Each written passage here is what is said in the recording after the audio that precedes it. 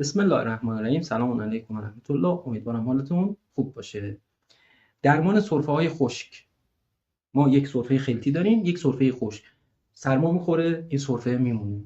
کرونا میگیره، این سرفه میمونه. آنفولانزا میگیره، این سرفه میمونه. تک سرفه‌های خشک یا سرفه‌های شدید خشک. سرفه‌ای که خلط نداره. اول از همه اگر تب نداره، شیر بز و عسل بی‌نظیره در رفع سرفه‌های خشک. اگر دسترسی دارین روزی 1 تا 2 لیوان شیر بز با عسل بخورید.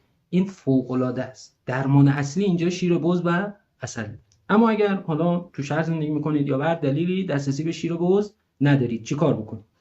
ماه‌الشعیر طبی و روغن بنفشه. ماه‌الشعیر طبی هم اینه: 1 پیمانه جو رو با 2.5 پیمانه آب میذارید روی اجاق.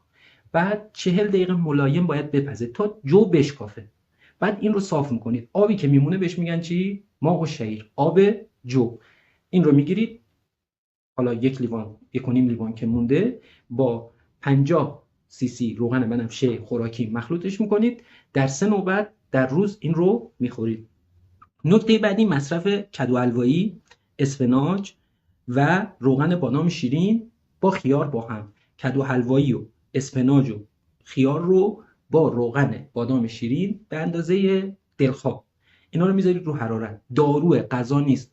چندشتون نشه، نگید بدمزه است. داروه، به عنوان دارو میخواید استفاده بکنید. بعد این رو خوب مخلوط میکنید، میپزه. اگر بخارپز یا بنماری هم بشه فوق العاده است. بعد این رو در 4-5 نوبت در روز میل میکنید. اندازش هم کاملا اختیاریه. نکته آخر، روغن مالی قفسه سینه با روغن بادام شیرین یا روغن بنفشه بادام شیرین بی‌نظیره. ببینید از بالا، از اینجا ماساژ میدید با روغن و به صورت دایره‌ای، به این صورت روی قفسه سینه. روی کتف ها رو هم ماساژ میدید، یعنی فرد دراز میکشه، دو دستی به این صورت ماساژ داده میشه با روغن بنفشه بادام یا خود روغن بادام شیرین یا روغن بنفشه. فوق العاده است. و نکته آخر، چند قطره روغن بنفشه رو میچکونید توی ناف، مقعد و ابرو.